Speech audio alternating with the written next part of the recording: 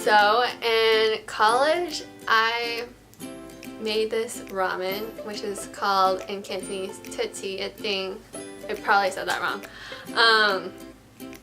And I had this boiling pot in my room, and I would boil ramen in it, and I would grab some vegetables from JCL, and I would boil it for people. And I swear there's like this crazy MSG in it because people would ask me for it all the time. It was so good.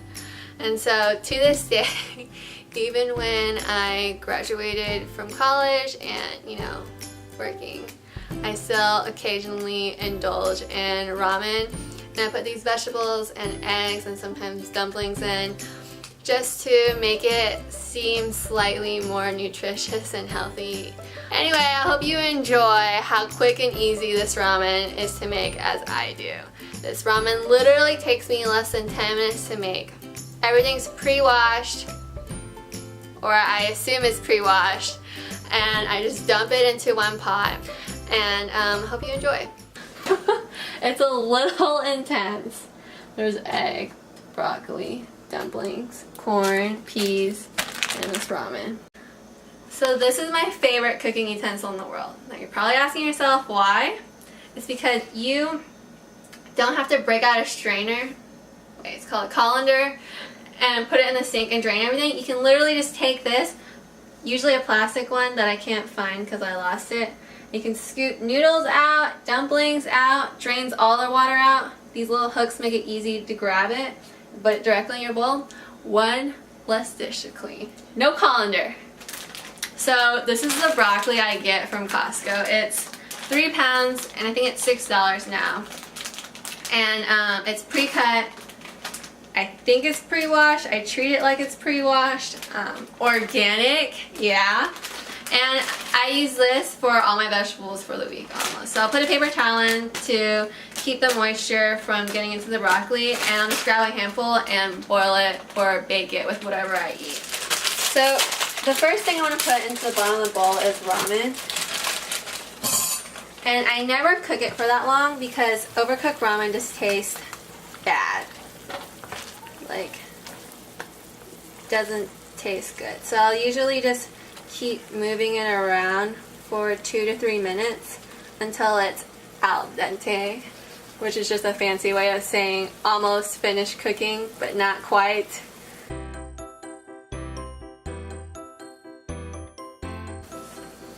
So then put it in the bowl.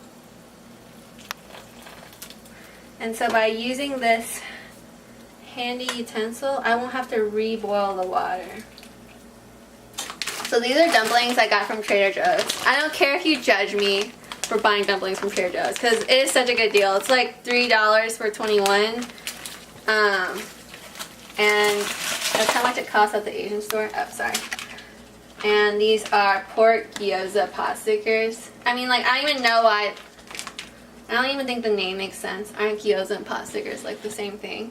But it's a good deal. And then I take a handful of broccoli and I put it in as well.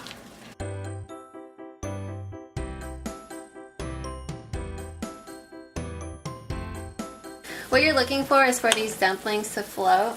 Actually, I wonder if they're already fully cooked, so you really can't mess this up. But my mom always taught me to look for them to float, so that's what I do. So now I've taken out all the broccoli and dumplings and made it look all nice and pretty.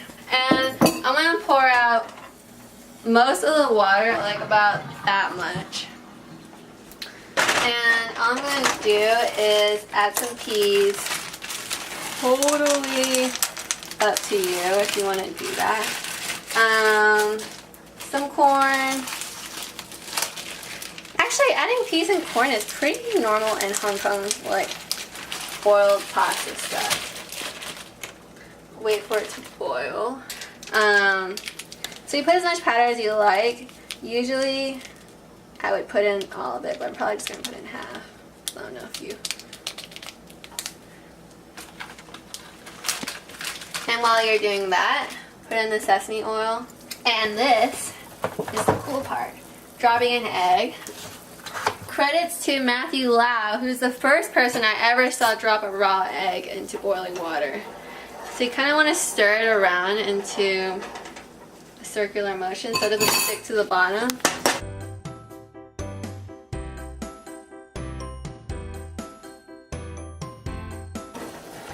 Okay, I guess this is starting to look like egg drop soup.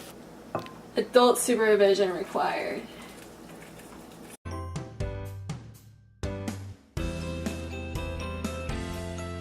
Ta-da!